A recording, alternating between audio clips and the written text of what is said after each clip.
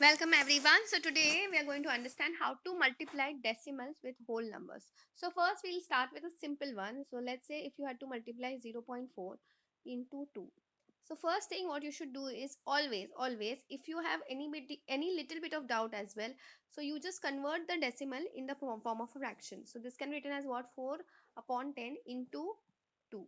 Now please understand, don't make the mistake of canceling these two or cancelling these two. Please don't do that, because you have to just multiply the numerators and then do what upon 10.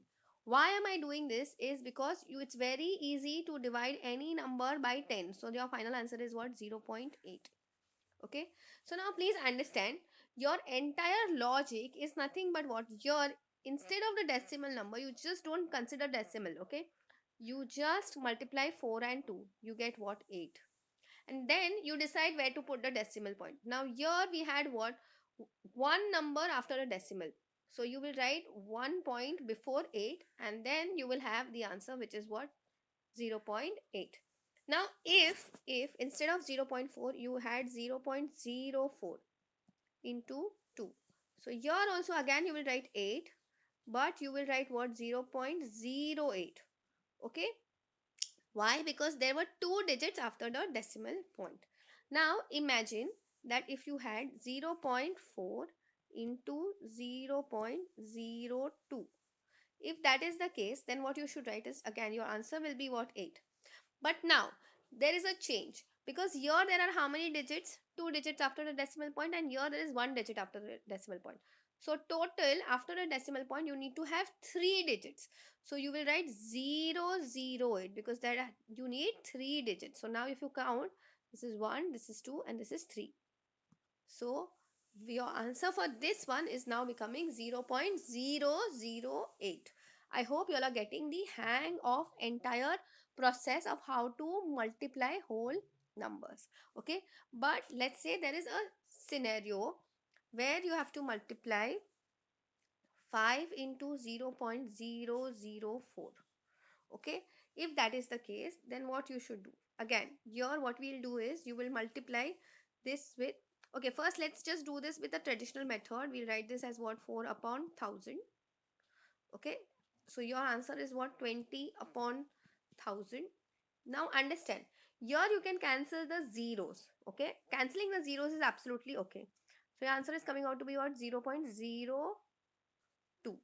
Okay, but if you had done it the way I had shown, you will get what 20, and then you need how many digits? You need three digits after the decimal point. So again you will put 0.0, and then we have 20.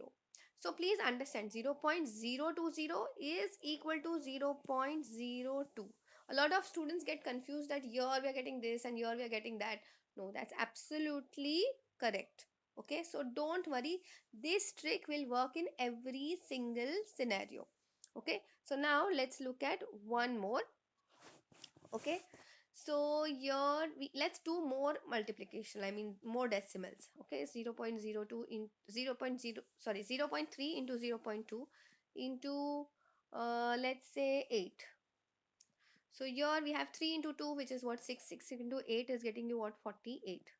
Now again, like I said, we'll count the number of units after the decimal places, or number of digits after the decimal places.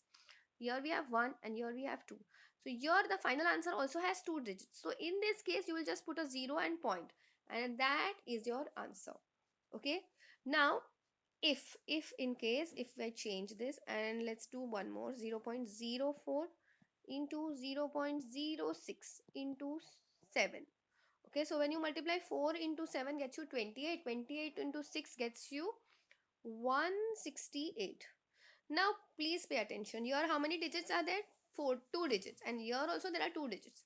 When you're multiplying, decimals, your digits get added, always remember. Okay, so in this case you will add, so 2 plus 2 gets you 4, and you have already how many digits in your answer? Three digits, and you need how many digits? Four digits. So you will put a 0 over here, and that is your answer for multiplication. Now, students, before going ahead, I would like to remind all of you all that please do go ahead and hit the like button because that gives me tremendous amount of encouragement in doing these kind of videos. Now, time for your DIY. Okay, so tell me what will be 12 into 0.6 into 0.2. Do let me know your answers in the comment section. So that's it for today. I'll see you in the next video.